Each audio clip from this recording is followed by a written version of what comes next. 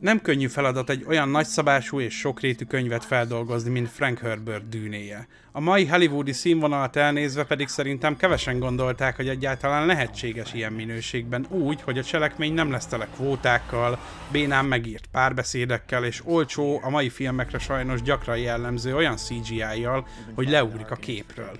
Denis Villeneuve viszont már a Dűne első epizódjával bebizonyította, hogy nagyon ért nem csak a filmrendezéshez, de a Dűne világához is.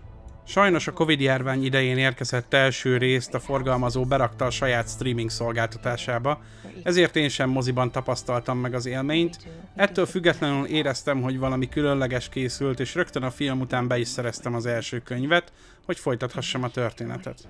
Amikor pedig a végére értem, kicsit azt éreztem, hogy oké, ez az első film sikeresen feldolgozott valamit, amit képesek voltak feldolgozni ebből a könyvből, de a második felében már olyan dolgok történnek, ami miatt őszinte leszek, elbizonytalanodtam, hogy egyáltalán meg lehet-e csinálni jól a folytatást.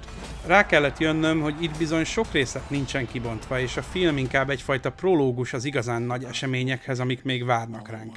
Ezek a nagy események pedig most eljöttek. A Dűne második része rengeteg olyan részletet tud pótolni, amit utólag hiányoltam az elsőből. Több infót kapunk a Szent Háborúról, a kiválasztott személyéről, jobban elmerülünk a Fremenek hitében és hierarchiájában, és nem utolsó sorban elképesztő hang és kép kíséretében tekinthetjük meg a kibontakozó háború első lépéseit.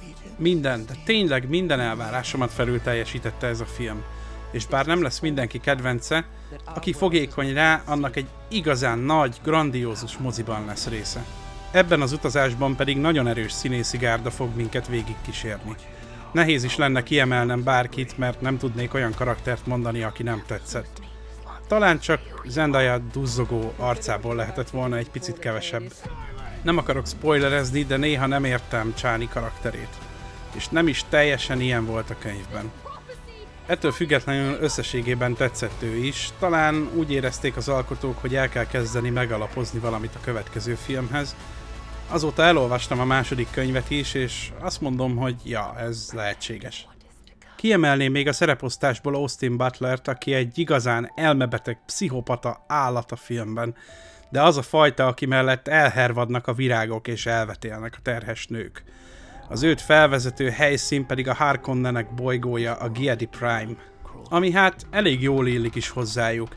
Már az előzetesekben is látható fekete-fehér világával, ami tényleg egy zseniális sci-fi lázálom, amiben olyan energia van a törzsi dobjaival, a fekete tintapacaként az égen szétfolyó tűzijátékokkal, hogy én csak bámultam, hogy te jó ég, mit nézünk itt, hát más is látja. Szóval tényleg minden karakter és helyszín a helyén van.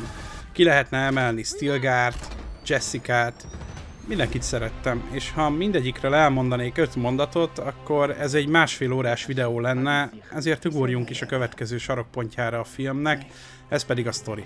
Ahogy a videó elején is mondtam, az első rész után elolvastam a könyvet, és úgy éreztem, itt azért még sok minden hiányos.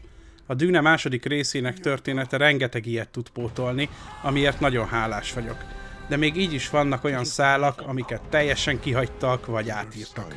Most anélkül, hogy elkezdeném sorolni ezeket, elmondom inkább, hogy szerintem pár változtatás azért indokolt. Nem azért, mert a regényben ezek nem voltak egyébként zseniálisak vagy érdekesek. Egészen egyszerűen csak furán hatott volna a filmben az a bizonyos jelenet mondjuk Aliával. Más dolgokat viszont a későbbi filmben még elő lehet szedni, ha akarják. Például a mentátokat vagy a ligát, akiknek amúgy is nagyobb szerep jut majd a Dűne messiásában. Összességében a változtatásokkal együtt a történet nekem feszült, izgalmas, és ami a legfontosabb, hogy a második film sokkal könnyebben követhető az elsőnél. Itt már nem jelenik meg annyi intrika, belső összeesküvés, cselek mögötti cselek, itt a karakterekre koncentrálunk, és a kibontakozó harcokra, meg persze a világépítésre olyan látvánnyal, amitől tátva maradt a szám. Ugyanis ez egy igazi mozi élmény. A zene és a kép együtt egymástól elválaszthatatlanul dolgozik azon, hogy az arcod is leolvadjon.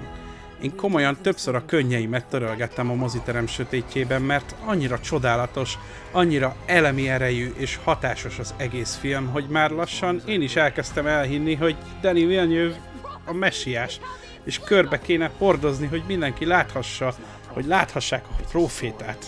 hogy van még olyan alkotó, aki képes öncélú politikai üzenetek nélkül, tisztelettel fordulva az alapanyaghoz alkotni egy igazán monumentális, jól megírt, jól megrendezett, epikus blockbuster sci-fit.